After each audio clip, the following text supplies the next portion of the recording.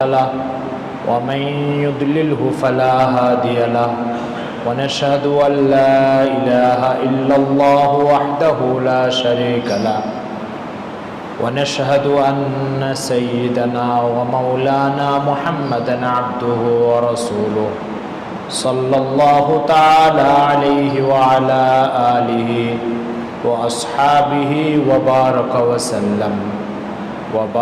وسلم تسليما كثيرا أما بعد فقد قال الله تبارك وتعالى يا أيها النبي إنا أرسلناك شاهدا ومبشرا ونذيرا وداعيا إلى الله بإذنه وسراجا منيرا صدق الله مولانا العظيم وصدق رسوله النبي الكريم ونحن على ذلك من الشاهدين والشاكرين الحمد لله رب العالمين।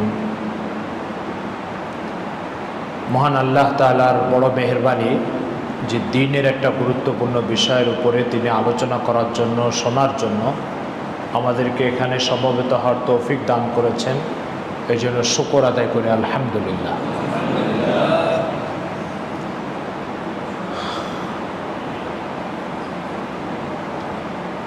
পৃথিবীতে যে সমস্ত দিন বিরাজ করছে, যে সমস্ত ধর্ম মানুষের জীবনের মধ্যে বিরাজমান, তার মধ্যে ইসলামের কিছু বিরল বৈশিষ্ট্য আছে, যে বৈশিষ্ট্যগুলো অন্য ধর্মের মধ্যে নাই। সেই বিরল বৈশিষ্ট্যের একটা বৈশিষ্ট্য হচ্ছে যে এই দিন আসমান আর জমিন যিনি সৃষ্টি করেছেন তার পক্ষ থেকে আসছে। পৃথিবীর অন্য দিন মানব মেধা থেকে উৎসারিত। পৃথিবীর অন্য দিন আসমান থেকে, অর্থাৎ আল্লাহর পক্ষ থেকে নাজিলকৃত এই বৈশিষ্ট্য একমাত্র ইসলামের মধ্যে, অন্য কোনো দিনের মধ্যে নাই।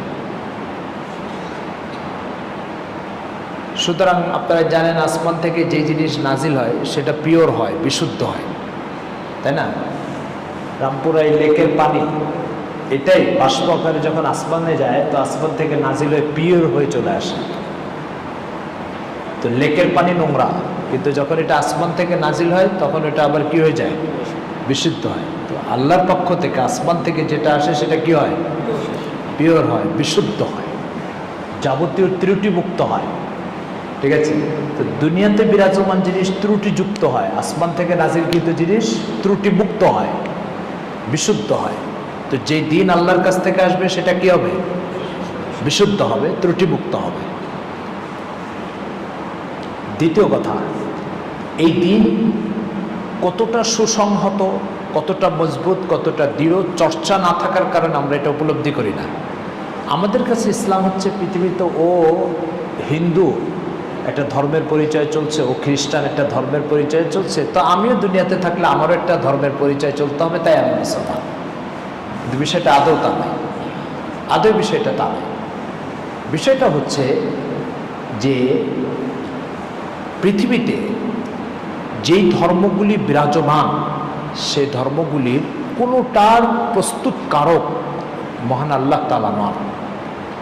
আপনি আপনার বডি, মাথা থেকে পা পর্যন্ত যে দেহটা, এই দেহটা নিয়ে যদি আপনি চিন্তা করেন এবং এটা যদি কোনো গবেষককে, ডাক্তারকে তৈরি করতে দেন যে আমার মতো এরকম একটা দেহ তৈরি করে দাও, বড় জোর অনেক চেষ্টা করে সে কাপড়ের দোকানের পুতুলের মতো, ওই যে দামি কাপড়ের দোকানে ওরকম একটা পুতুল তৈরি করে দিতে পারবে, এর চেয়ে বেশি কিছু পারবে না। ঠিক আছে? কিন্তু আল্লাহ তাআলাকে যদি বলেন যে আল্লাহ আপনি মানুষ তৈরি করতে পারেন না, তো আল্লাহ তাআলা 700 কোটি মানুষ তৈরি করে আপনাকে দেখাই দেবে এই সবাইকে আমি তৈরি করেছি। তাহলে মানব মেধা থেকে আবিষ্কৃত জিনিস হচ্ছে কাপড়ের দোকানের পুতুল, এর চেয়ে বেশি সে পারবে না। ফলে একটি দেহ, মানব দেহ কোনো মানুষের জন্য নয়। পৃথিবীর সব ডাক্তারকে বনশ্রীতে জমা করে 1 বছর ধরে গবেষণা করে দায়িত্ব দিলেও তারা একটি দেহ তৈরি করতে পারবে না। আল্লাহ পাক কত কোটি তৈরি করেছেন? বর্তমান দুনিয়াতে 700 কোটি 800 কোটি মানুষ আছে, সবাইকে তৈরি করেছেন।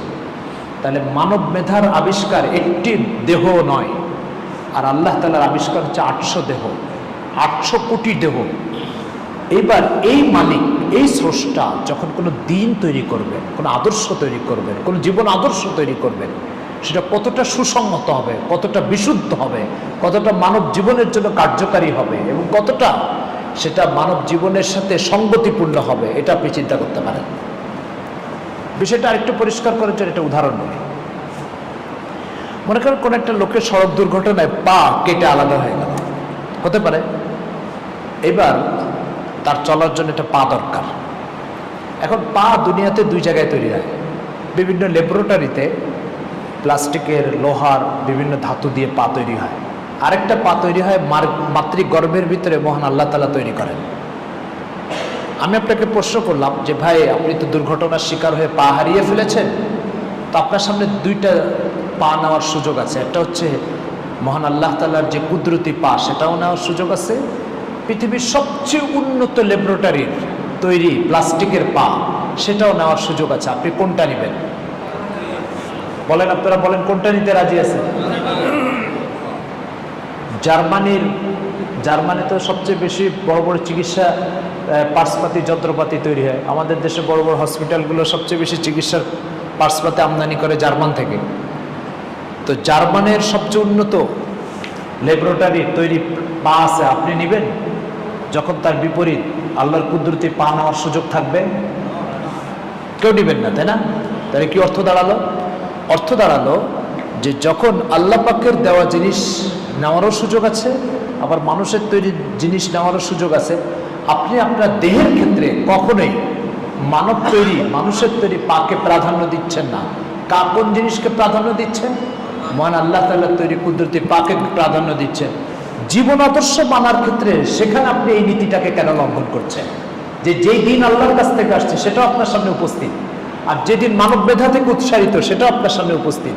আপনি মানব মেধা থেকে উৎসারিত দিনকে গ্রহণ করছেন, আর আল্লাহ কর্তৃক নাজিলকৃত দিনকে আপনি এড়িয়ে চলছেন। তার ক্ষেত্রে তো এই নীতিমালা মানলেন না আপনি। আমার কথাটাকে বুঝাইতে পেরেছি আপনাদেরকে? তাহলে আল্লাহ, দুটো কথা পরিষ্কার হলো। একটা হচ্ছে আল্লাহ পাক যখন দেহ তৈরি করেছেন, তো এত সুন্দর সুসজ্জিত পরিপাটি একটা দেহ আল্লাহ পাক তৈরি করেছেন। তাহলে ওই মালিক যখন দিন তৈরি করবে, জীবন আদর্শ তৈরি করবে, সেটা কেমন হবে? এলোমেলো হবে না গোছালো হবে? ব্যবহারযোগ্য হবে না ব্যবহারের অযোগ্য হবে? ব্যবহারযোগ্য হবে। আর যখন ওই মালিক এর পাঠানো দিন থাকা সত্ত্বেও মানব ব্যথা থেকে আবিষ্কৃত দিন আপনি মানবেন, জীবন আদর্শ মানবেন, তখন সেই জীবন আদর্শের সবচেয়ে বড় কৃতিত্ব হচ্ছে প্লাস্টিকের পুতুল তৈরি করা। এই জন্য ইসলামের একটা অন্যতম বৈশিষ্ট্য হচ্ছে, সেজন্য মানব জাতির জন্য উচিত যে সে আল্লাহর দিন থাকা সত্ত্বেও অন্য কোনো দিনকে গ্রহণ না করা, সেটাকে জীবনের চলার পথ হিসাবে নির্ধারণ না করা এবং সেটাকে এড়িয়ে চলা। এটা মানব জীবনের দায়িত্ব। এরপরে যে কথাটা, সেটা হচ্ছে ইসলামের কিছু বিরল বৈশিষ্ট্য আছে, পৃথিবীর কোনো দিনের মধ্যে সেটা নাই। সে বিরল বৈশিষ্ট্যের একটা বৈশিষ্ট্য হচ্ছে ইসলাম মানুষের মেধা থেকে আবিষ্কৃত নয়। ফলে এই আসমান যার, ইসলাম তার। এই জমিন যার, ইসলাম তার। পৃথিবীর 800 কোটি মানুষ যার, ইসলাম তার। কথাটা বোঝা গেছে? এই জন্য পুরা কোরআন মজিদে দেখেন আল্লাহ পাক যেখানে মানুষের সৃষ্টির কথা বলেছেন, সেখানে তার দিন মানার কথা বলেছেন। আল্লাহ বলছেন সূরা আনাম 102 নম্বর আয়াত, আল্লাহ তাআলা বলছেন খালিকু কুল্লি শাইইন ফা'বুদু। বলে দেখো আমার দিন কেন মানবে, আমার গোলামি কেন করবে? বলে এই জন্য করবে, আমি তোমাদেরকে সৃষ্টি করেছি, তো দিনটা আমারটাই মানতে হবে। কথা বোঝা গেছে? আপনি এক বাড়িতে ভাড়া থাকেন, মাসের শেষে ভাড়াটা কাকে দেন? যে বাড়িতে থাকেন সেই বাড়ির মালিককে না আরেক বাড়ির মালিককে? যদি কেউ এই কাজ করে, থাকে আপনার বাড়িতে, ভাড়া দেয় আরেক মালিককে, পৃথিবীর কোন লোক মামুলি কোনো মেধা আছে, তার হুশ আছে, সে মেনে নিবে? এটা করে দিবে? তো আপনি সৃষ্টি আল্লাহ, থাকবেন আল্লাহর জমিনের উপরে, থাকবেন আল্লাহর আসমানের উপরে, দিন মানার সময় মানুষের দিন মানবেন। তো এটা তো একটা বাড়ি ভাড়ার ক্ষেত্রে মানুষ মানে না, আল্লাহর ক্ষেত্রে কিভাবে মানানোর চেষ্টা করবেন আপনি? এই জন্য কোরআন মজিদে আল্লাহ তাআলা কি চমৎকার কথা বলেছেন দেখেন, বলছে আলা লাহুল খালকু ওয়াল আমর, বিধান তারই চলবে, সৃষ্টি যার। বিধান কার চলবে? সৃষ্টি যার। আরে বিধান হচ্ছে মানুষের আর সৃষ্টি আল্লাহর, এটা কেমন কথা? একটা রিক্সাওয়ালা এটা মানবে না। একটা রিক্সা যদি আপনাকে এখান থেকে উঠায় নিয়ে ব্রিজের কাছে নিয়ে নামাই দেয়, ভাড়া কত ঠিক হয়েছে? 50 টাকা। আপনি রিক্সার থেকে নেমে পাশে আরেক রিক্সাওয়ালাকে ভাড়া দিলেন, ওই রিক্সাওয়ালা মেনে নিবে এটা? তাহলে যে রিক্সাতে চলেছেন, যে রিক্সা আপনার জন্য ত্যাগ স্বীকার করেছে, সেই রিক্সাওয়ালা ভাড়া পাওয়ার যোগ্য। আপনাকে সৃষ্টি যে করেছে সে আপনার আনুগত্য পাওয়ার যোগ্য, অন্য কেউ পাওয়ার যোগ্য না। আনুগত্য কে পাবে বলেন? সৃষ্টি যে করেছে আনুগত্য সে পাবে। ঠিক আছে? আরেক জায়গায় আল্লাহ তাআলা বলছে ইনিল হুকমু ইল্লা লিল্লাহ। ঠিক আছে? বিধান শুধু আল্লাহর, আর কারণ নয়। আর এটা কোনো আজগবি কথা না, এটা বেসিক কথা। মানুষ তার মেধা দিয়ে সহজেই কথাটা বুঝে। যার বাড়ি ভাড়া তার, যার রিক্সা ভাড়া তার, যার থেকে আমি এই জামাটা নিয়েছি টাকাটা তারে দিতে হবে। তো জামাটার জন্য যদি টাকা জামার প্রস্তুতকারককে দিতে হয়, তো দেহ থেকে যে আনুগত্যটা প্রকাশ পাবে সেটা ওই দেহ স্রষ্টা ছাড়া আরেকজন কেন পাবে? চলে। তো এটা ইসলামের একটা বিরল বৈশিষ্ট্য, পৃথিবীর কোনো দিনের এই বৈশিষ্ট্য নাই। সেই জন্য আপনাকে জন্ম মৃত্যু এই দিনের মধ্যেই ফয়সালা করতে হবে। চলেন এবার সামনে যাই। ইসলামের এই বিরল বৈশিষ্ট্যর আরেকটু গভীরে যদি আমরা যাই, তাহলে একটা চমৎকার জিনিস দেখতে পাই। সেটা হচ্ছে আল্লাহ তাআলা আপনাকে আমাকে সৃষ্টি করেছেন। এটা উর্দুতে বলে পাক্কি বাত, মানে ফয়সালা হয়ে যাওয়া কথা। এটা নতুন করে বিতর্ক সৃষ্টি কোনো সুযোগ নেই এখানে। অর্থাৎ আপনি নারী না পুরুষ, এটাকে আজকে গবেষণা করে আবিষ্কার করতে হবে না, জন্মের দিন ফয়সালা হয়ে গেছে। নতুন করে কেউ যদি এটা নিয়ে বিতর্ক সৃষ্টি করতে যায় যে আমি একটু গবেষণা করবো, আপনি নারী না পুরুষ, বিষয়টা কি গবেষণা হবে না হাস্যকর হবে? হাস্যকর হবে। আল্লাহ পাকের মতো একটা শক্তিশালী স্রষ্টা ছাড়া এরকম দেহ তৈরি করার মতো ক্ষমতা কারণ নাই। এটা ফয়সালা হয়ে গেছে, নতুন করে এটা নিয়ে গবেষণার কিছু নেই। এখন প্রশ্ন হচ্ছে, যে মালিক আমাকে সৃষ্টি করেছে তার কিছু হক আছে, তার কিছু পাওনা আছে আমার কাছে। আমার চোখ নষ্ট হয়ে গেছে, একজন চক্ষু ডাক্তারের কাছে যাই, বললাম ভাই আমার এই চোখটা একটু চিকিৎসা করে দেন, তাহলে সে ফ্রি করে দিবে না কোনো ভিজিট নিবে আমার থেকে? ভিজিট নেবে। তো যে চোখের চিকিৎসা করে দিল তার যদি ভিজিট থাকে, তো যে চোখ তৈরি করে দিবে তার ভিজিট থাকবে না? কি বলেন? যে চোখের চিকিৎসা করে দিল তার অবদান বেশি না যে চোখ তৈরি করে দিল তার অবদান বেশি? এই মোবাইলটা যে নষ্ট হয়ে গেলে ঠিক করে দিল, তাকে যদি 1000 টাকা দেওয়া লাগে, পুরো মোবাইলটা যে তৈরি করে দিবে তাকে কিছু দেওয়া লাগবে না লাগবে না? বেশি না কম? বেশি। তো যিনি আমার কিডনির চিকিৎসা করে দিচ্ছেন তাকে যদি 2000 টাকা ভিজিট দেওয়া লাগে, যিনি পুরো কিডনি তৈরি করে দিয়েছেন তার ভিজিট নেই? আছে না নাই বলেন? তাহলে বোঝা গেল যে কিডনির চিকিৎসার মতো সামান্য সেবা যে করবে তার যদি পাওনা থাকে, তো সৃষ্টির মতো বিশাল সেবা যিনি করবেন তারও পাওনা আছে। এই পাওনাদার কে? মহান আল্লাহ তাআলা। এবার বলেন, আমাদের সমাজের যে লোকজনরা আমরা বলি ভাই আসেন নামাজ পড়ি, হুজুর নামাজ পড়ে কি হবে?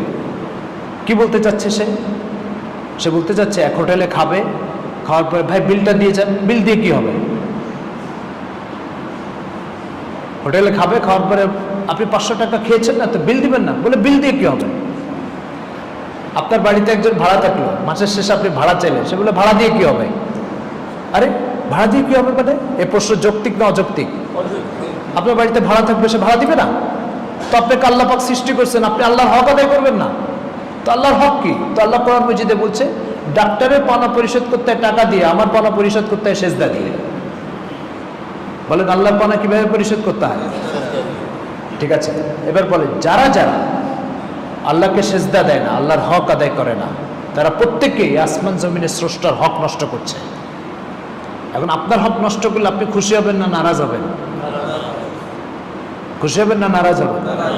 তো আপনার হক নষ্ট করলে আপনি নারাজ হবেন, তো এই মালিক খুশি, এই মালিকের হক নষ্ট করবেন আপনি, তো এই মালিক কিভাবে রাজি থাকবে আপনার উপরে?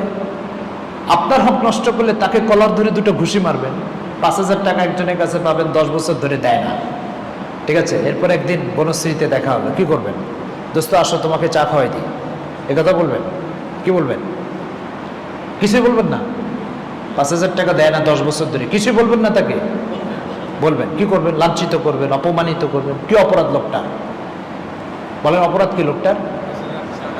আপনার পাওনা পরিশোধ করছে না, তো আপনার পাওনার যদি বিচার হয়, তো আল্লাহ পাকের জমিন 80 বছর আপনি জীবন পার করে গেছেন, এই মালিকের পাওনা পরিশোধ করলেন, এটার বিচার হবে না? হবে? আপনার 5,000 টাকা বিচার হয়ে গেল, এই মালিকের 80 বছরের পাওনার কেন বিচার হবে না? এবার বলছেন কিয়ামতের দিন বলতে কি বুঝায়? কিয়ামতের দিন বলতে কি বুঝায়? আল্লাহর পাওনা কে পরিশোধ করেছে আর কে পরিশোধ করেনি, এটার বিচারের দিনকে কিয়ামতের দিন বলে। এটা তো কোরআন হাদিসে বলার দরকার না, আমি আমার বুদ্ধি থেকে বুঝি। আমি 2 দিন যদি একটা 5 স্টার হোটেলে কাটাই, $200 বিল হয়েছে, বের হওয়ার সময় টাকা যদি না দিয়ে যায়, ওরা ছেড়ে দিবে আমাকে? তো 2 দিন সেবা গ্রহণ করেছি, এটার পাওনা পরিশোধ না করলে যদি তারা এর জন্য আমাকে শাস্তি দেয়, তাদের পাওনার জন্য আমাকে নিগৃহীত হতে হয়, তাহলে 80 বছর ধরে এই জমিনের মালিকের সব সুবিধা আপনি ভোগ করে এখান থেকে চলে যাবেন, আর এই মালিক আপনাকে ছেড়ে দিবে। এই জন্য কিয়ামতের দিন, বিচারের দিন, এটা যদি কেউ নাও বলতো কখনো, কোরআনে বলে না, হাদিসে বলে না, মানুষের বিবেক থেকে বোঝার দরকার ছিল এটা। ঠিক আছে? মনে করেন আপনি একটা হোটেলে খেয়ে বেরোয় চলে যাচ্ছেন, এখন হোটেলের ক্যাশ বাক্সের সামনে দিয়ে যাচ্ছেন, টাকা দিচ্ছেন না। একজন বললো, ভাই আপনার বিল হয়েছে 500 টাকা, 500 টাকা দিয়ে যান। এবার আপনি যদি বলেন, ভাই কোনো দেয়ালে তো লেখা নাই যে আপনার বিল দিয়ে যেতে হবে, কোনো দেয়ালে তো লেখা নেই, একথা বললে হোটেলওয়ালা কি বলবে? এত পরিষ্কার স্পষ্ট কথা কি আবার লেখা থাকা লাগে নাকি যে হোটেলে খেয়েছো বিল দিতে হবে? তো হোটেলে যদি আমি কিছু খেয়ে বিদ্যুৎ ব্যবহার করে সরকারকে মাসের শেষে বিল দিতে হয়, পানি ব্যবহার করে মাসের শেষে সরকারকে বিল দিতে হয়, হোটেলে থাকলে 2 দিন পরে যাওয়ার সময় $200 দিয়ে যেতে হয়, এই সব কথা যদি আমি বুঝি, তাহলে এই জমিনের মালিকের সূর্যের আলো ভোগ করেছে, নাকে অক্সিজেন ভোগ করেছে, আলো বাতাস ভোগ করেছে, 80 বছর এগুলো ভোগ করে চলে যাচ্ছে, এই মালিকের পাওনা পরিশোধ করতে হবে, এটাকে আবার কোরআন সুন্নাতে বলতে হবে নাকি? বলার কোনো দরকার নেই, আমি আমার বিবেক থেকে বুঝি এটা। কি ভাই, কথা কি বোঝা যাচ্ছে আমার? বোধগম্য না দুর্বোধ্য? বোধগম্য। এখন প্রশ্ন হচ্ছে যেটা, সেটা হচ্ছে, মহান আল্লাহ তাআলা আমাকে সৃষ্টি করেছেন, আমি আল্লাহ পাকের সৃষ্টি, তিনি আমার বসবাসের জন্য সারা দুনিয়াকে প্রস্তুত করে দিয়েছেন। ওয়াসাখখারা লাকুম মা ফিল আরদি জামিআ, জমিনে যা যা আমি সৃষ্টি করেছি সব তোমার ব্যবহারের উপযোগী করে সৃষ্টি করেছি, এগুলো ব্যবহার করবার, আমার গোলামি করবা, এটা তোমার কাজ। সুতরাং একটা কোম্পানির মতো, কোম্পানি আপনাকে চাকরিতে নিয়োগ করেছে, তো তার দায়িত্ব পালন, এই কর্মকর্তার দায়িত্ব পালনের জন্য সব উপায় উপকরণ সেট করে দেওয়া, এটা কার কাজ? কার কাজ? এটা কোম্পানি মালিকের কাজ। আপনি ওখানে কাজ করবেন, মাসের শেষে বেতন পাবেন। তো আল্লাহ পাক বলছেন, আমি আমার গোলামি করার জন্য পৃথিবীটাকে সাজিয়ে দিয়েছি, পরিপাটি করে দিয়েছি, এখানে আলো বাতাস চন্দ্র সূর্য সব দিয়েছি, তাই না? করোনার সময় অক্সিজেন দেখছেন, 3 ঘন্টা হসপিটালে অক্সিজেন লাগাইছে, বের হওয়ার সময় 5,000 টাকা বিল লাগছে। দেখেন না করোনার সময় ডাক্তারকে অক্সিজেন তৈরি করে কি করে? সিলিন্ডারের মধ্যে ভরে। তো যে সিলিন্ডারের মধ্যে ভরে তার অবদান বেশি না যে সৃষ্টি করে তার অবদান বেশি? তো যে সিলিন্ডারে বললো সে 3,000-5,000 টাকা বিল নিল, তাহলে যে সৃষ্টি করছে তার বিল কত হবে? আর যে 3 ঘন্টায় অক্সিজেন সরবরাহ করলো তার জন্য যদি 5,000 টাকা বিল নেয়, 80 বছর আমি নাকে অটো সিস্টেম অক্সিজেন ঢুকতে চাই, তাহলে এই মালিকের 80 বছরের অক্সিজেন সরবরাহের বিল কত হবে বলেন? 3 ঘন্টার জন্য 5,000, তাহলে 80 বছরের জন্য কত?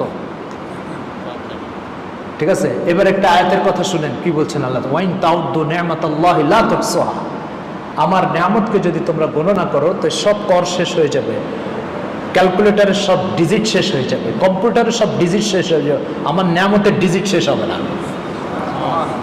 কে বলেছেন এই কথা? আল্লাহ তাআলা বলেছেন। চলে, তো যে কথা বলতেছিলাম যে আল্লাহ তাআলা হচ্ছেন আমাকে সৃষ্টি করেছেন, আমি আল্লাহ সৃষ্টি, তাহলে আমি হচ্ছে দেনাদার, আল্লাহ হচ্ছে পাওনাদার। কে পাওনাদার বলেন তো? আল্লাহ হচ্ছে পাওনাদার, আমি দেনাদার। কিন্তু একটা বড় সমস্যা হচ্ছে যে এই পাওনাদারের সাথে এই দেনাদারের কোনো সম্পর্ক, যোগাযোগ নেই, দেখা সাক্ষাৎ নেই। আপনার দোকান আছে, দোকানে আপনি চাউল বিক্রি করেন, আমি যে বললাম যে ভাই 10 কেজি চাউল দেন, কত দাম? 1000 টাকা। তো আমি 10 কেজি চাউল নিলাম, আপনাকে 1000 টাকা দিয়ে চলে আসি। কী হলো বিষয়টা? বিষয়টা হচ্ছে আপনি পাওনাদার, আমি দেনাদার, পাওনাদার দেনাদারের সাথে সরাসরি কথা হচ্ছে, উনি কি পাবেন, কিভাবে পরিশোধ করতে হবে, ওনার থেকে জেনে টাকা বের করে দিয়ে দিলাম। ক্লিয়ার? লেনদেন কি ক্লিয়ার? তো প্রশ্ন হচ্ছে আল্লাহ তাআলা আমাকে সৃষ্টি করেছেন, তিনি পাওনাদার আর আমি হচ্ছি দেনাদার। এই পাওনাদারের পাওনা পরিশোধ করতে হবে, এটাও সত্য, তিনি আমার স্রষ্টা, এটাও সত্য, কিন্তু এই পাওনাদারের সাথে আমার মতো দেনাদারের কোনো দেখা সাক্ষাৎ নাই। ফলে আল্লাহ কোরআন মজিদে বলছে, ওমা কানা লিবাশারিন আন ইউকাল্লিমাহুল্লাহ, আল্লাহ তাআলা কখনোই মানুষের সাথে কথা বলেন না। তার মানে পাওনাদারের সাথে দেনাদারের কথা নাই, তাই বলে কি পাওনা পরিশোধ করতে হবে না? হবে কিনা? তো দেখা নাই, কথা নাই, তো পাওনা কিভাবে পরিশোধ করবে? তো আল্লাহ পাক এর জন্য একটা সিস্টেম তৈরি করেছে। এই যে পাওনাদার আর দেনাদারের মধ্যে যে গ্যাপ বুঝছেন, কমিউনিকেশনের গ্যাপ, যোগাযোগের যে ঘাটতি, এই ঘাটতিটার জন্য আল্লাহ পাক কি করেছেন? একটা সিস্টেম তৈরি করেছে। সিস্টেমটা কি শুনেন। আপনাদের বনশ্রীতে একটা ফ্যাক্টরি আছে, এই ফ্যাক্টরিতে 200 শ্রমিক কাজ করে। ফ্যাক্টরির মালিক সৌদি আরবের রাজধানী রিয়াদে থাকে, কখনোই সে ফ্যাক্টরিতে আসে না, কিন্তু ফ্যাক্টরি তাকে চালাতে হবে। কি করবে বলেন তো?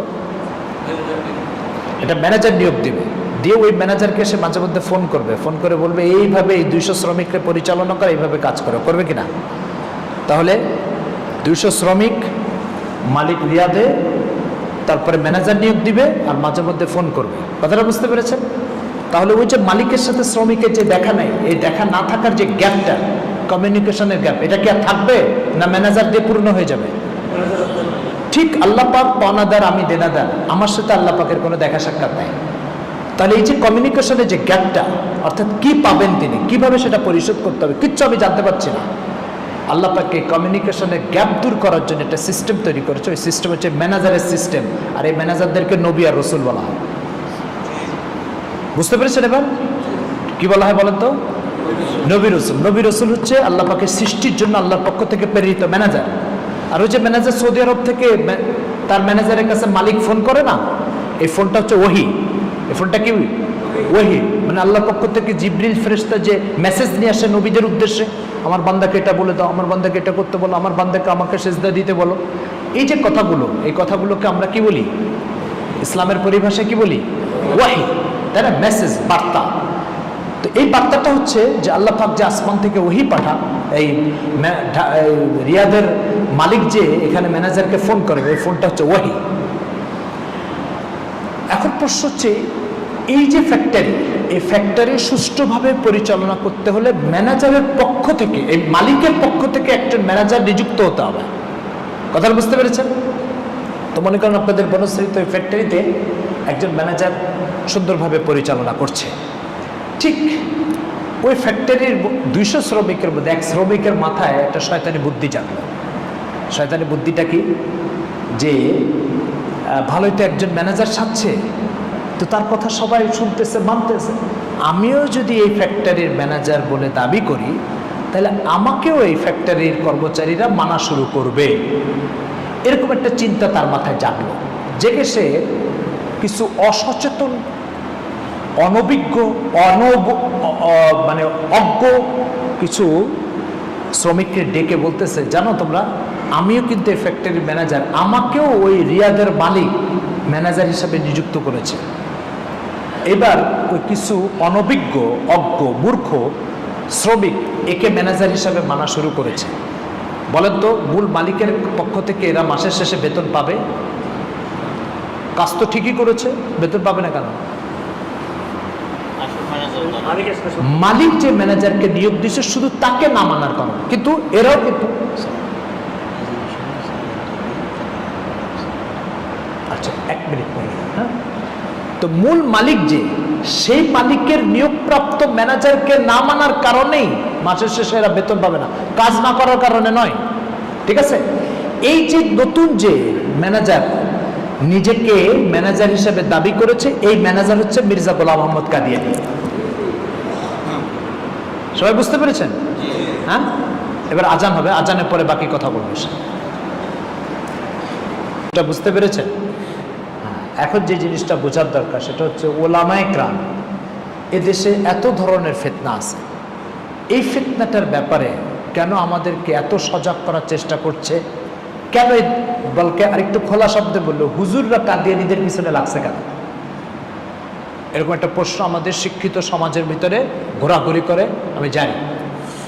এই জন্য শুনেন কি জন্য এই হুজুররা কেন যে কাদিয়ানীদের পিছনে লাগলো, এটা শুনেন। ওই ফ্যাক্টরির যে শ্রমিকটা মালিক কর্তৃক নিয়োগপ্রাপ্ত ম্যানেজারকে ম্যানেজার মনে না করে নিজে বানোয়াট এবং নিজেকে সাজিয়েছে এক ম্যানেজার, তাকে মানল, সে কিন্তু কাজ ওই অন্য শ্রমিকদের মতোই করবে। সে আশা করছে যে আমি মাসের শেষে বেতন পাবো। বাস্তবে মূল ম্যানেজারের কথা না মানার কারণে, তাকে না মানার কারণে মাসের শেষে সে বেতন পাবে না। একদম সেম ঘটনা কাদিয়ানির অনুসারীদের ভিতরে। এরা মনে করছে যে আমরা শতভাগ আল্লাহর হক আদায় করছি। রংপুরে এক কাদিয়ানির সাথে আমার দেখা হয়েছে, 70 বছর বয়স। সে আমাকে বলছে, হুজুর 35 বছর ধরে আমার তাহাজ্জুদ মিস নাই। কিন্তু বাস্তব কথা হচ্ছে যে এই লোকের একটি সেজদাও আল্লাহর কাছে পৌঁছতেছে না, শুধু আল্লাহ কর্তৃক প্রেরিত ম্যানেজার মুহাম্মদ সাল্লাল্লাহু আলাইহি ওয়াসাল্লামকে না মানার কারণে। তো সে মনে করছে আমি আল্লাহ সব হক আদায় করছি, কিন্তু বাস্তব হচ্ছে তাকে দিয়ে কোনো হক আদায় হচ্ছে না। এখন আপনি বলেন যে একটা লোক মনে করছে 70 বছর ধরে সে আল্লাহর হক আদায় করছে, কিন্তু মোটেও তার হক আদায় হচ্ছে না। আপনি বসে বসে এটা দেখতে পাচ্ছেন, আপনি কি কিছু অস্থির হবেন? না, আপনি চুপচাপ করে এভাবে বসে থাকবেন, যা ও যা পারে করুক। এই লোক মির্জা কাদিয়ানীকে নবী মনে করার কারণে আজীবনের জন্য জাহান্নামে চলে যাবে। এই উপলব্ধি যদি আপনার হয় আর আপনি যদি তারপরে বসে থাকেন, তাহলে আপনার ঈমান নবায়ন করতে হবে। আপনার এই ঈমান আপনার জন্য যথেষ্ট না। এরপরে কথা যেটা, সেটা হচ্ছে যে কাদিয়ানীরা তথা নতুন নবী, ইসলামে নবী আসা তো ভালো জিনিস। মুসা আলাইহিস সালাম এসছে, ঈসা আলাইহিস সালাম এসছে, হাজার নবী আসছে, তো আরেকজন নতুন নবী আসতে সমস্যা কি? তাই না? এই প্রশ্ন উঠতে পারে। তো সমস্যা হচ্ছে এটা যে মালিক যদি কাউকে ম্যানেজার বানিয়ে পাঠায় তাতে সমস্যা নেই, কিন্তু ম্যানেজার নিজে নিজের সাজার মধ্যে সমস্যা আছে। কেন? তার কারণ হচ্ছে নতুন যে ম্যানেজার সাজবে সে নিজের চিন্তা থেকে আবিষ্কৃত কথা দিয়ে এদেরকে পরিচালনা করবে। আর মালিক কর্তৃক ম্যানেজার যে, সে কি নিজের চিন্তা দিয়ে পরিচালনা করবে না মালিকের চিন্তা দিয়ে পরিচালনা করবে? এখন আমি সৃষ্টি আল্লাহ, আমি কি মানব মস্তিষ্কের আলোকে পরিচালিত হব না আমার স্রষ্টার মস্তিষ্কের আলোকে পরিচালিত হব? যখন একজন ব্যক্তি মুহাম্মদ সাল্লাল্লাহু আলাইহি ওয়াসাল্লামের কথা মতো পরিচালিত হবে, তখন সে মালিক কর্তৃক, স্রষ্টা কর্তৃক তার চিন্তা চেতনার আলোকে পরিচালিত হবে। যখনই নতুন একজন ব্যক্তিকে নবী মনে করবে আর সে আল্লাহ কর্তৃক প্রেরিত নয়, তখন সৃষ্টি চিন্তার আলোকে পরিচালিত হবে, স্রষ্টার পরিচালনার থেকে সে বিচ্যুত হয়ে যাবে। আমার কথা কি বুঝাতে পারছি আপনাদেরকে? বিষয়টা কি খুব মামুলি না, অনেক ভয়াবহ সর্বনাশ? ভয়াবহ সর্বনাশ নয়? এই জন্য কাদিয়ানীদের পিছনে হুজুরা কি জন্য লাগছে নিশ্চয় আপনারা বুঝতে পেরেছেন। আমি আল্লাহর সৃষ্টি, আমাকে আল্লাহ পরিচালনা করবে। আমি কিভাবে নামাজ পড়বো, কিভাবে হক আদায় করবো, কিভাবে নিজেকে পরিচালিত করবো, পুরোটা আমার স্রষ্টা প্রদত্ত হবে। আর আমি যখন সৃষ্টির চিন্তা থেকে উৎসারিত নীতি নৈতিকতার আলোকে, নীতিমালার আলোকে পরিচালিত হব, তো তার অর্থই হচ্ছে যে আমাকে সৃষ্টি করবে একজন, চলবো আমি আরেকজনের কথা মতো। এটা তো পৃথিবীতে কোথাও চলে না। আপনি প্রতি মাসের শেষে বেতন নেবেন হচ্ছে এই কোম্পানির থেকে, কথা মানবেন ওই কোম্পানির। পৃথিবীতে কোন মালিক মেনে নিবে এটা? চলেন এরপরে প্রশ্ন হচ্ছে কাদিয়ানীদেরকে জন্ম দেয় কেন, অর্থাৎ এই ধরনের মিথ্যা নবুয়তের দাবিদাররা জন্ম নেয় কেন, এটা আমাদের একটু বুঝতে হবে। জন্ম নেয় কেন এটা ভালো করে শুনে। মনে করেন একটা টিস্যু বক্স, এই টিস্যু বক্সের ভিতরে আমি অনেক দামি দামি কিছু জিনিস ঢুকায় আপনাকে বললাম এটা চট্টগ্রামে একটা লোকের কাছে পৌঁছায় দেন। আপনি ফেনীতে যে এটাকে কাটলেন, কেটে নিজে থেকে কিছু ঢুকালেন আর কিছু বের করে নিলেন। বলে তা আমি যে জিনিসটা পৌঁছালাম সেটা পৌঁছলো না বিকৃত হয়ে গেল? বিকৃত হয়ে গেল। এই বিকৃতিটা কি জন্য হলো?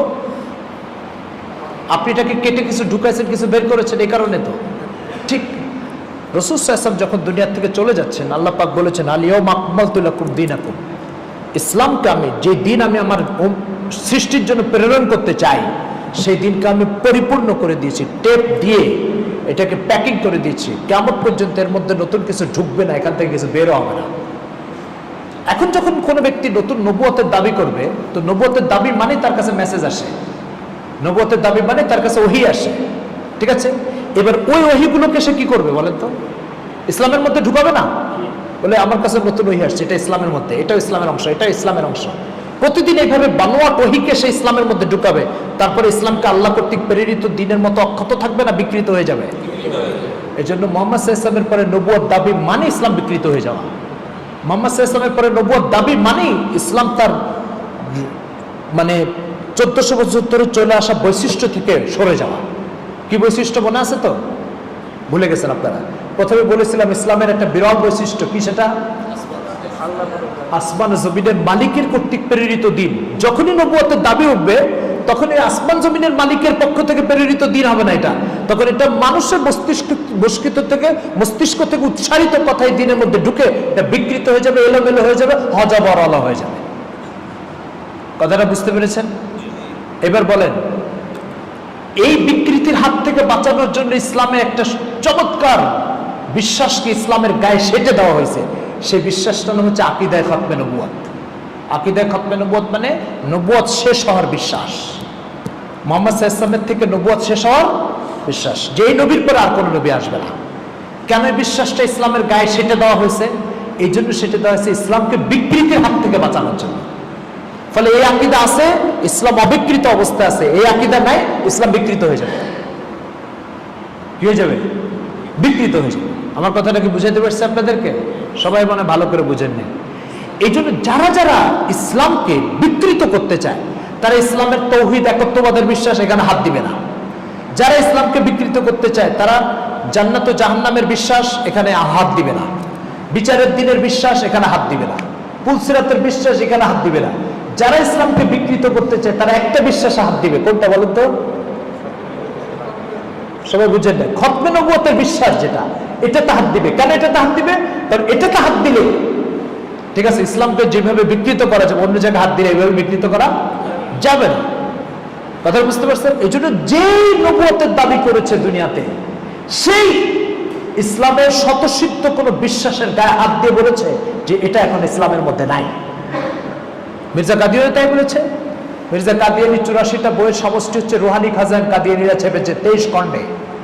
এই 23 খণ্ডের রুহানি খাজাইনের 6ষ্ঠ খণ্ডের 381 নম্বর পৃষ্ঠায় মির্জা কাদিয়ানি লিখতেছেন, मैं बार बार कह चुका हूं इस्लाम का 2 जुज है, एक है अल्लाह की इताअत, दूसरे बरतानी हुकूमत की इताअत।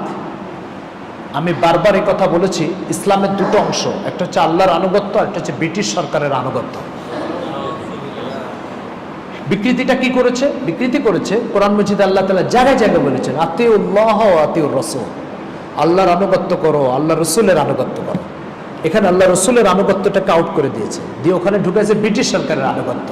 বিকৃত করলো না অক্ষত রাখলো? বিকৃত করলো। এই বিকৃতিটা কেন করেছে? এই জন্য করেছে যে আমার কাছে আল্লাহর পক্ষ থেকে নতুন করে ওহী আসে, আর যেহেতু ওহী আসে তো আমার নতুন ওহী ইসলামের অংশ, তো আমার কাছে ওহী আসছে যে আল্লাহর আনুগত্য আর ব্রিটিশ সরকারের আনুগত্য এটা হচ্ছে ইসলামের অংশ। এবার বুঝতে পেরেছেন? মানে এটা কি জন্য বললাম? এটা বললাম এই কারণে যে একজন নতুন নবুয়তের দাবিদার ইসলামকে কিভাবে বিকৃত করতে থাকে তার একটা উদাহরণ বললাম। এটা কথা বুঝতে পেরেছেন? এখন যে বিষয়টা সেটা হচ্ছে আপনি ইসলামকে অক্ষত রাখতে চান না বিকৃত করতে চান, এটা নির্ভর করবে আপনি আকীদায়ে খতমে নবুয়তে বিশ্বাসী কি বিশ্বাসী না তার উপরে। খতমে নবুয়তের আকীদাতে যদি আপনি বিশ্বাসী হন যে মুহাম্মদ সাল্লাল্লাহু আলাইহি ওয়াসাল্লাম লাস্ট মেসেঞ্জার, তারপর আর কোনো মেসেঞ্জার আসবে না, এই বিশ্বাসে যদি আপনি বিশ্বাসী হন তাহলে ইসলাম অক্ষত। এই বিশ্বাসে যদি আপনি বিশ্বাসী না হন তাহলে ইসলাম বিকৃত। সুতরাং এটার উদাহরণ হচ্ছে এরকম, আপনার বাসায় মেহমান আসছে, পকেটে 10,000 টাকা নিয়ে বাজার করতে গেলেন। আপনার এই প্রতিটা বাজার বাসায় পৌঁছার জন্য একটা শর্ত হচ্ছে যে আপনার থলের নিচ দিয়ে যে সুতাটা আছে ওই সুতাটা ঠিক থাকতে হবে। যদি ওই সুতাটা ছিঁড়ে যায় তাহলে কয়টা বাজার বাসায় পৌঁছবে? পৌঁছবে একটা বাজারও। ওই নিচের ওই সুতাটা হচ্ছে খতমে নবুয়তের বিশ্বাস।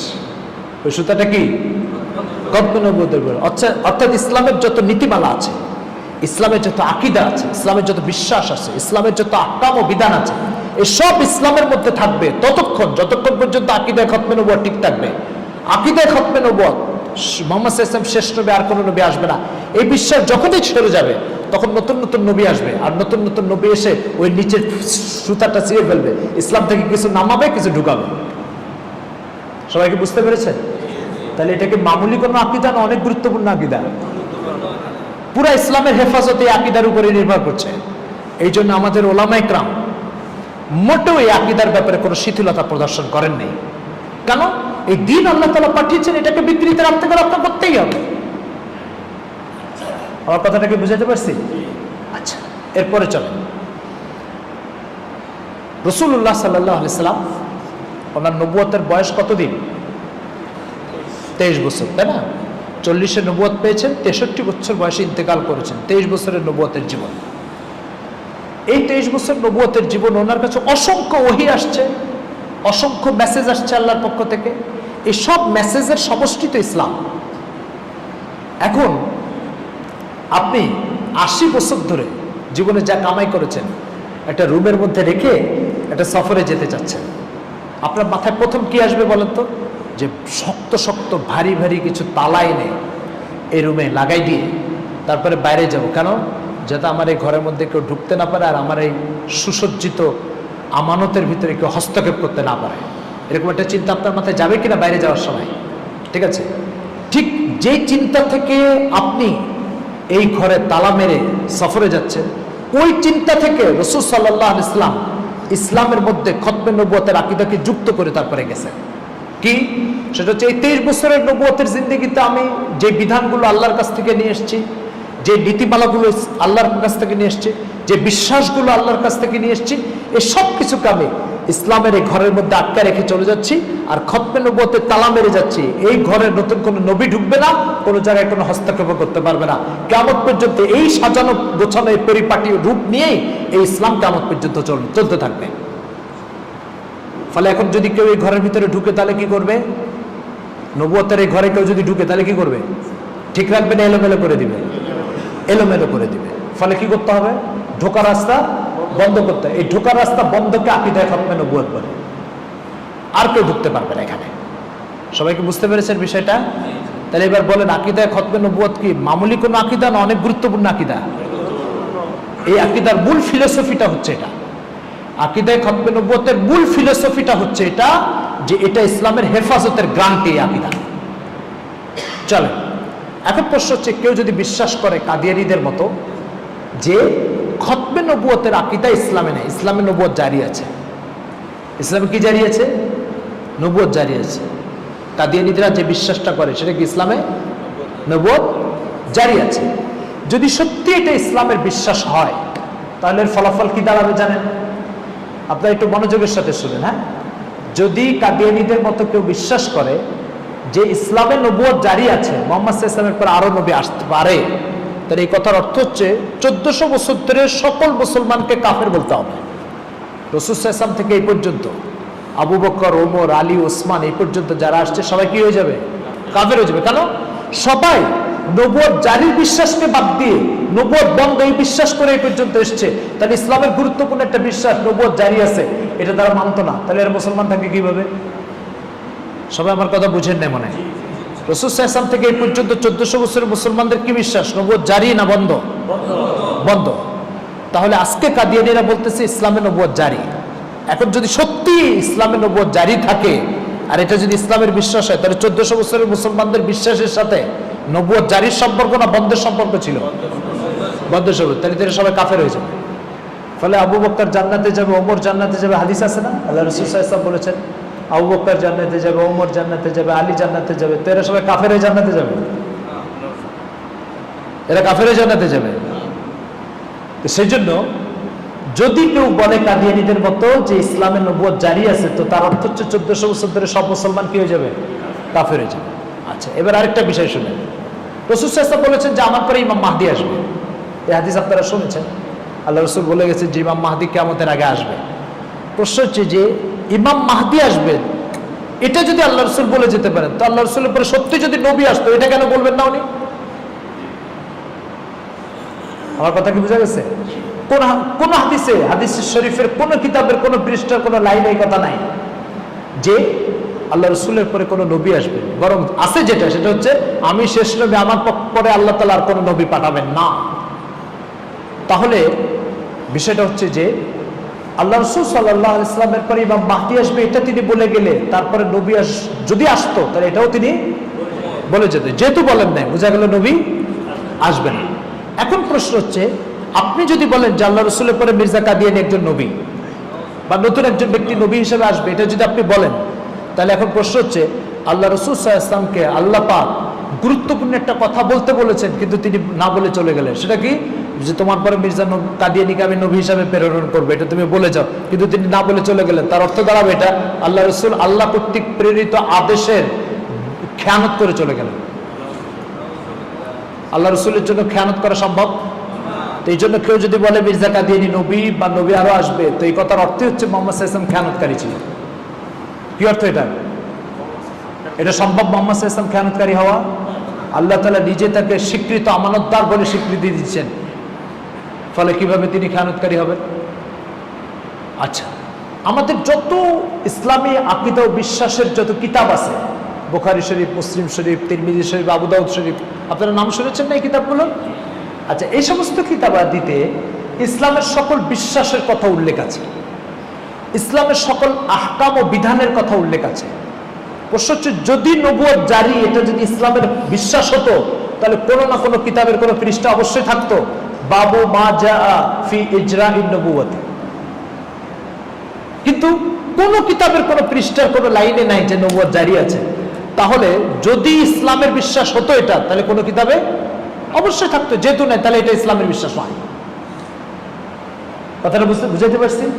ফলে যারা মুহাম্মদ সাল্লাল্লাহু আলাইহি ওয়াসাল্লামের পরে নতুন কোন নবুয়তের বিশ্বাসী, তারা ইসলামকে বিকৃত করতে চায়, ইসলামকে আল্লাহ কর্তৃক প্রেরিত এই বৈশিষ্ট্য থেকে বিচ্যুত করতে চায়, সাথে সাথে তারা পুরো উম্মতে মুসলিমাকে আল্লাহর দিন থেকে সরায় মির্জা কাদিয়ানীর মস্তিষ্ক প্রসূত কথাবার্তাকে দিনে বলে উম্মতের উপরে চাপিয়ে দিতে চায়। এটা কখনোই কোনো দিন দরদি মুসলমান মেনে নিতে পারে না। আর এই চেতনা থেকে, এই ব্যথা থেকে কাদিয়ানীদের বিরুদ্ধে আজকের এই আয়োজন। আশা করি আপনারা বুঝতে পেরেছেন। তাহলে বলেন তো, এটা কি হুজুরদের প্রোগ্রাম না সাধারণ মানুষের ঈমান বাঁচানোর প্রোগ্রাম? হ্যাঁ, কিন্তু আমাদের অনেকে এটা বুঝি না, যে কারণ না বোঝার কারণে আমরা এই ধরনের মজলিসে বসতে আগ্রহ দেখাই না। কেন দেখায় না? আমরা মনে করি কি হুজুরদের কত প্রোগ্রাম হয়, এটাও এরকম একটা প্রোগ্রাম। কিন্তু আজকের প্রোগ্রামটা অন্য 10টা প্রোগ্রামের মতো নাই। আজকের প্রোগ্রামটা হচ্ছে মুসলমানকে মুসলমানিত্ব নিয়ে কবরে যাওয়ার প্রোগ্রাম। এটা আল্লাহ আমাদের সবাইকে বুঝার ও মানার তৌফিক দান করো। 150 বছরের একটা ফিতনা, কাদিয়ানী ফিতনা। 150 বছরের ফিতনার জন্য মোটে আধা ঘন্টা টাইম যথেষ্ট নয়, ঠিক আছে? এই ফিতনার এত শাখা প্রশাখা আছে যে এর জন্য কয়েক ঘন্টা টাইম দরকার। তো মাত্র আধা ঘন্টা টাইম দেওয়া হয়েছে, এরপরে তার এই বিষয়ে লম্বা কথা বলার সুযোগ নেই, কারণ নামাজের টাইম কাছাকাছি, অনেকের ওযুর প্রয়োজন। তো এই জন্য আল্লাহ তাআলা তৌফিক দিলে আগামী কোনো মজলিসে আবার কথা হবে। আমরা যাদের ওযু নেই, ওযু করে নামাজের প্রস্তুতি নিই।